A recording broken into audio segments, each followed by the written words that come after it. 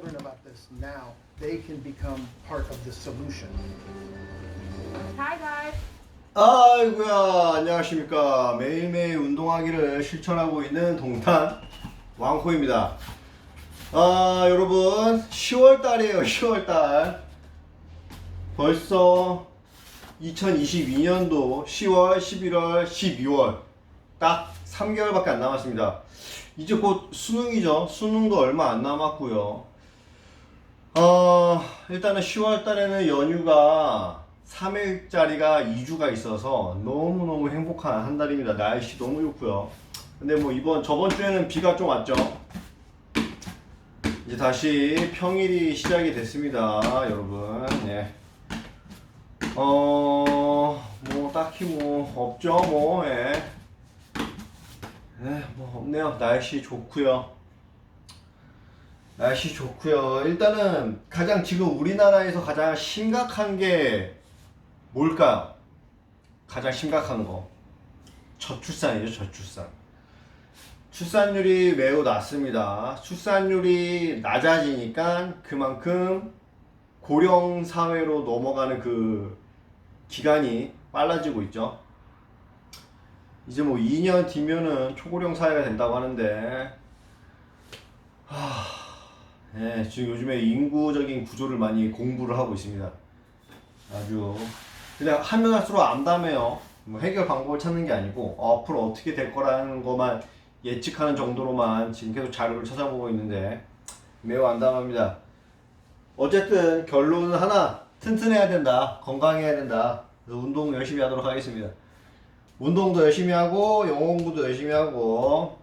제가 아직 지금 책을 하나 읽고 있는데 사피엔스를 읽고 있습니다. 아직 절반도 못 읽었는데 오늘은 꼭 절반을 넘기도록 해볼게요. 자, 일단 운동하도록 하겠습니다. 혹시 운동할 땐 CNN이죠.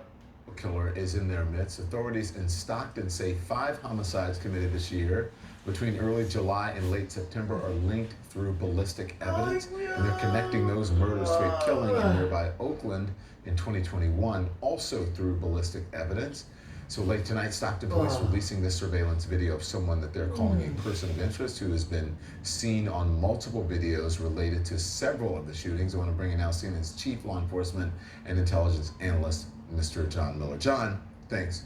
Good to see you. What is going on here? You've got this police releasing the surveillance video, person of interest in these 6 homicides, saying that they have seen this person on multiple videos related to several of the shooting incidents. So what do you think? What can you tell us? Well, you've got a guy who did 2 shootings, one in Oakland, 70 miles away, 400 days ago, and then one 6 days later, and then he goes quiet for more than a year. And then he starts doing another shooting and homicide basically every couple of weeks. So where did he go for that year? And then what made him return to killing and pick up that pace? So they're going to be looking for that. And you know, the matches they're making are ballistic matches. So is it possible that there's more than one person? Yeah, it's possible. Is it likely based on history and offender characteristics? No. You've got a hungry serial killer out there who is probably on the prowl more often than not, and who only strikes when the conditions are as he chooses, which is desolate area, a victim who's alone, no obvious video cameras, which is why the images of him are just these silhouettes for a few seconds. But why a year? Was the heat on or something? Why did he stop for a year, he or she? Well, I mean, that could be a couple of things. It could be that he tried it a couple of times and something made him nervous. It could be that he got arrested for something and went away for a year. Well, there's this woman, Stockton police says that there was one surviving victim, a woman who actually encountered the suspect holding a gun. This was more than a year ago. She's lucky to be alive. What kind of information do you think that she was able to share? So we learn a lot from her. She's a homeless person at that time. She's in a tent, and he comes into the tent, you know, with the intent of shooting her, and she comes at him and drives him back. Now he shoots her, she lives, but she's the only victim that we can say saw him, interacted with him. She says he wore a mask covering his face. He didn't say anything, and you know, she's a miracle to be alive.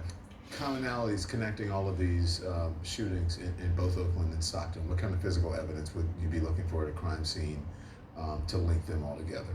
You would be looking for the bullets recovered either from the victims, or if they went through the victims, you would be looking for shell casings from that gun if they were ejected there. That's how they're matching these crimes together. And you're looking for, how is he choosing these victims? A number of them are homeless, but he also may be operating on the assumption that people walking alone in these streets at that hour may be homeless. In a couple of cases, he could be. Where does this investigation go from here? Well, the bad news is every 왜 time 이렇게 he strikes 졸려? again, police get more clues. His risk factor goes up. The good news is all this attention and additional patrols and the heat may drive him underground, or, as we've seen in the past, it may drive him to another location where he just picks up again where he's not expected. Let's hope to get him. We appreciate you. Thank you, John Miller. We'll see you Thanks, soon. Don. Thanks for watching, everyone. Our coverage continues.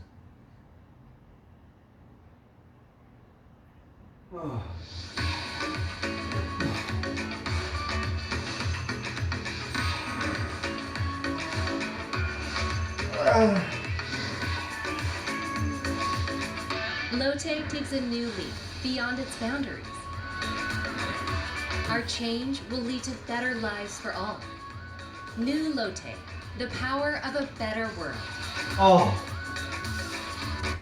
New today, better tomorrow. Lotte.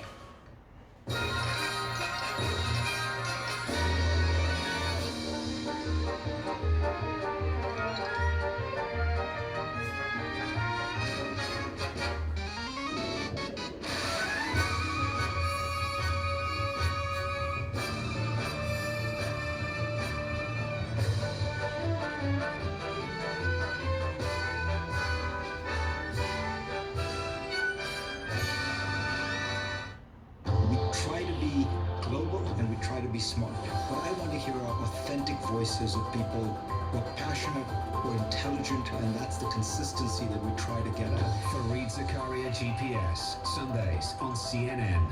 He's interviewed 5 U.S. presidents, authored 7 books, and has an independent voice that resonates. What happened to when we were united against a common enemy? He's raw, unique, and one of America's most important talk show hosts. Watch Su영하는, Saturday on CNN.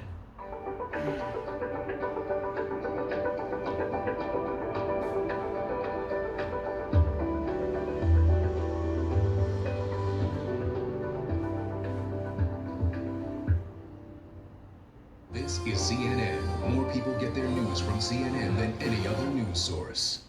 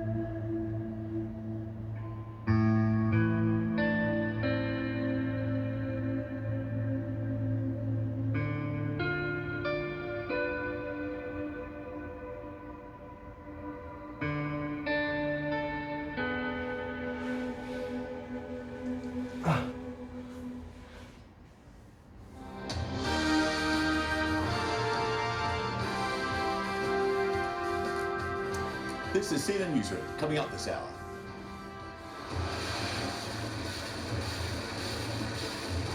Russian retreat. Ukrainian forces retaking occupied territory now on two fronts. But in many parts, they're liberating land without people. Only destruction. Also ahead, a day after a North Korean missile flew over Japan, the South Korean response falls flat, quite literally, with a homegrown missile that failed on launch. And once bitten, twice shy. Twitter seems less than enthusiastic over Elon Musk's sudden reversal to put his original $44 billion offer back on the table.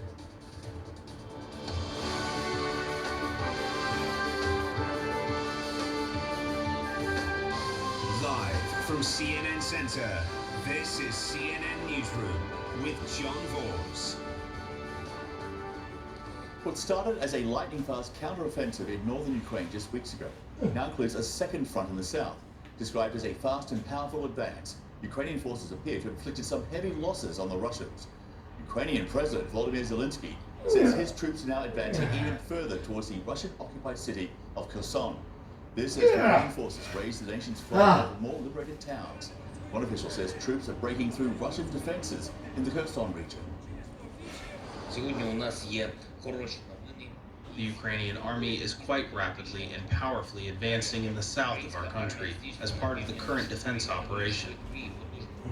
In parts, the Ukrainians are liberating land without people. Everywhere there is devastation. And in one town, the Kharkiv region, Ukrainian soldiers say they have uncovered what appears to be a torture chamber. According to local police, among the grim discoveries here, a container filled with gold fillings from extracted teeth. Local residents say there was a near constant sound of screaming from the building. CNN's Nick Moss following developments and has more now reporting in from southern Ukraine. Days of bad news keep piling up for Russia here. We've just come from the east, where they've just over the weekend lost control of a strategic hub for Russia's occupying forces in Ukraine, Liman. That fell after weeks of pressure of Ukrainian forces moving south from their recent success in the north, and it's having a knock-on effect in the east of Russia's areas that it now claims under these processes being rubber-stamped in Russian parliament to be Russian territory. But the bad news in the south is potentially more significant. Near where I'm standing, we've seen extraordinary advances by Ukrainian forces in just the last days too, possibly even just this day. Even confirmed by the Russia's Ministry of Defence's own maps. They released a map on Monday, but the updated version this day showed about a quarter or a third, potentially, of the territory that Russia used to say it controlled on the western bank of a key river that splits the southern areas it wants to try and control, the Dnipro River. Well, they now admit that that's fallen to Ukraine in just the last 24 hours. That's utterly startling because there have been repeated concerns expressed by pro-Russian advocates and military analysts too, that essentially the forces on that western bank in the Kherson region, vital strategically for Russia's bid to control Ukraine's access to the Black Sea, that Russian forces there, reinforced as they were recently, are actually increasingly poorly supplied and cut off from the rest of Russian forces in the more easterly part of Ukraine. There were concerns that if Ukraine continued to put pressure on certain parts, that Russian forces there could begin to collapse. Well, that appears to be happening at a rate which I think frankly outstrips even the most pessimistic predictions of observers. So we're seeing this loss of territory in the southern areas too, the possibility that it could continue to grow over the days ahead. Bad news in the east as well, after weeks of bad news in the northeast around Kharkiv too, but still in Moscow they persist with what's only fair to call the charade of declaring these areas to actually be Russian territory proper, even though they're losing parts of them. And the Kremlin just 24 hours ago accepting that they didn't actually know where the boundaries in Kherson and Zaporizhia, two of the areas they now say are Russia, well, where those boundaries begun and ended, and so they continue to consult with the local population. So a very surreal series of messages coming from the Russian government, with a very clear admission from their military that they're losing fast on the western side of the river in Kherson region, and continued startling advances from the Ukrainian military that just appear to have nothing but momentum on their side. Nick Payton-Walsh, CNN, Kryvyi Rih, Ukraine. To Brisbane, Australia now, Malcolm Davis, a military analyst and senior analyst of defence strategy and capability at the Australian Strategic Policy Institute. Malcolm, welcome back. Thank you very much for having me. Okay, so Western military officials say the Ukrainians are now dictating the operational tempo on the battlefield. In other words, they're making decisions and moving faster than the Russians are, and they're allowing their troops in the field to take the initiative. Isn't that essentially how wars are won? Are we close to that moment now? I think we are. I think we're getting very close to the point whereby the entire Russian occupation of Ukraine could collapse very quickly before the northern winter sets in. That would be a huge blow to the credibility of the Russians, having supposedly annexed these territories in these sham referenda. To then lose them to Ukrainian offensives would be, well, it would end any suggestion the Russians could win this war on the ground in Ukraine. So the Russians are staring defeat in the face, and the interesting question is, what do they do next? And as far as winter is concerned, historically that's been quite good for the Russians when it comes to defense, but now with this attack on Ukraine, it can work in the opposite direction. Well, certainly. I mean, I think that you will see the Russians advance. Any advance will be slowed down by these Ukrainian counteroffensives. They don't have the combat power to really turn the tide here. So I think that there's no way out for the Russians, at least in a conventional military sense. They can't win this fight. Now, the interesting question, of course, is that if they retreat, if they accept surrender, if they accept defeat, that's the end of the line for Putin. And I don't think Putin's going to accept that. So we once again are back into the issue of what is concerning everyone, which is what does Putin do next in terms of escalation. Yeah, in the meantime, we'll take a look at the map, because Ukrainian forces have literally redrawn the map when it comes to Russian occupied territory. And that's what it looks like. So on the day of the Russian invasion, areas in red are under Russian control. Initially it increased in size, but by April Russian forces were in retreat after the attempt to take the capital had failed. For a time, neither side sort of really moved much, so there were no big gains. That was a standstill until the end of August. We get to this stage right now, the beginning of September, with this Ukrainian counteroffensive.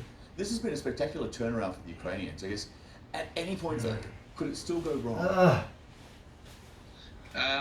The only way it could go wrong would be if the Russians did use tactical nuclear weapons to shatter the Ukrainian momentum and inflict devastating losses on Ukrainian fighting forces. I think that that's a possibility that everyone is concerned about. But we can't. Excuse me, I'm in a conference, so I'm getting people walking behind me. We can't really sort of do anything about that short of deterrence, strengthening deterrence against Moscow to do that. And I'm not sure there's any good solutions here to prevent that sort of use of tactical nuclear weapons, short of strengthening deterrence and making it very clear to the Russians that if they do that, there will be catastrophic consequences for the Russians. Will they listen? Is another question. Yeah, good point. Here's the Russian defense minister with the latest on that partial mobilization. As of today, more than 200,000 persons have joined the Russian armed forces. I have ordered that they all be provided with the necessary uniforms and other equipment and be appointed to military positions. And with that in mind, here's a little touch of reality from a Russian recruit. Listen to this. We were officially told that there would be no training before being sent to the combat zone, this recruit says. We had no shooting, no tactical training, no theoretical training, nothing. So the Russian Security Service, the FSB, says more than 250,000 men of military age have fled the country since the call-up began. It's almost double the 130,000 troops in the initial invasion. It seems that hundreds of thousands of men are dodging the draft. It's going to have a big impact on ultimately who goes to the front lines and how this all plays out.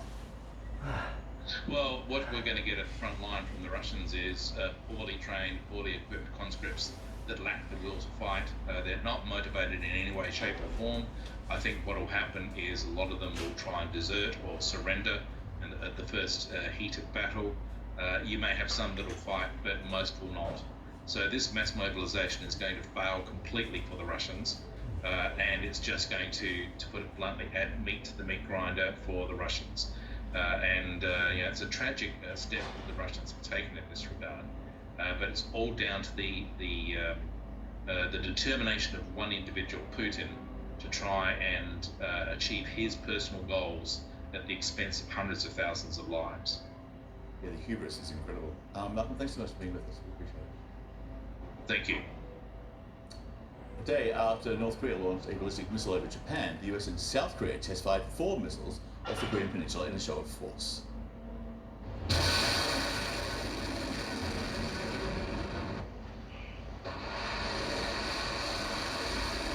In a separate exercise, South Korea says one of its 2 locally made missiles crashed due to an abnormal flight path, and that crash is now under investigation. Meantime, US President Joe Biden and the Japanese Prime Minister Fumio Kishida discussed Pyongyang's missile launch.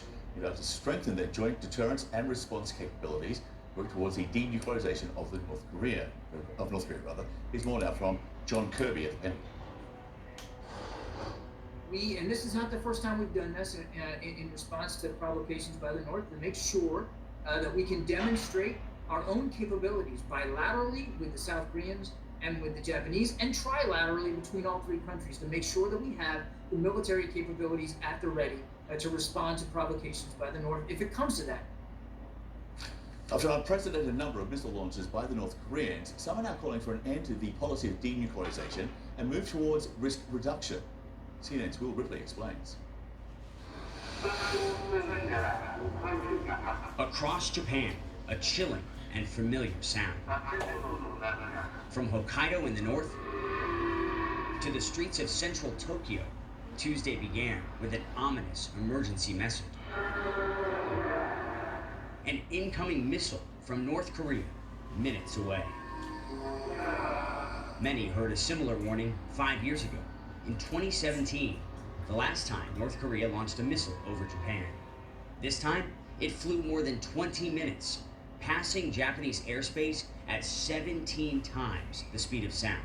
The missile traveled more than 2,800 miles, farther than any of this year's 23 missile tests. Japan calls it an act of violence. And I think what it tells us is the North Koreans are in no mood to talk. They're in the mood of testing and blowing things up. Why? Well, I think the North Koreans tried their hand at diplomacy in the Trump administration. They didn't get what they wanted. Now, an unprecedented testing binge, accelerating ever since U.S. Vice President Kamala Harris visited the heavily armed DMZ, dividing North and South Korea. In the North, we see a brutal dictatorship, rampant human rights violations, and an unlawful weapons program that threatens peace and stability. Kamala Harris at the DMZ said, "We call for complete denuclearization from this brutal dictatorship." It sounds like the same language they've been using for years. Absolutely. Denuclearization is now, I think, in the dustbin of history as a failed policy.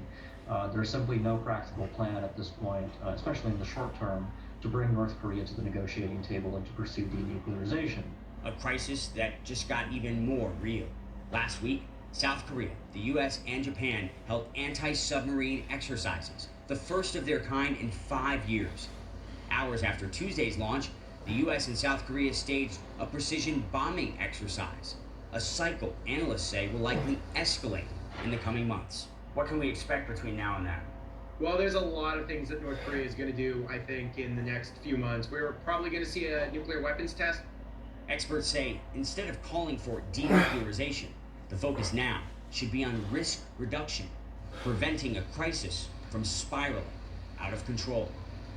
Will Ripley, CNN, Taipei. The governing body of football in Indonesia says it appears a security official in charge of gates at the stadium, where more than 130 were killed over the weekend, failed to open them fast enough for fans to escape. Violence broke out at the end of the match on Saturday. Police fired tear gas into the crowds, causing a deadly rush for the exits. Live to Hong Kong, CNN's Christy Lee Stout has the very latest developments on this. John, the hunt for answers in the wake of Indonesia's deadly football stadium disaster continues, and what we are learning now is this: Indonesian authorities are now saying that delays in unlocking the gates contributed to the disaster, which ultimately took the lives of at least 131 people. We also learned that 2 Indonesian football officials have been banned for life including the security coordinator of the team that hosted the match over the weekend. We had this statement from the chairman of the Indonesian FA's disciplinary committee. Erwin Tobing says this. Then there is the security officer, the person who regulates the entry and exit of the audience, the door. He is responsible for several points that must be implemented, but are not implemented properly. He should not be active in the football environment for life, unquote. Now, the team was also fined around $16,000. Over the weekend, all-out violence and chaos erupted at this Indonesian League football match that took place in the province of East Java. The match, which took place between two very fierce rivals, ended in a stampede, which became one of the world's deadliest stadium disasters. The incident has triggered an outpouring of outrage and grief across Indonesia and around the world, including this. People have to be able to go home from football. And then secondly, the police's reaction to it. How can we make stadiums safer? How can the police have protocol which doesn't incite the scenes that we saw the other night? Indonesian authorities have pledged to investigate locked gates as well as the use of tear gas. Now, tear gas as a crowd control mechanism is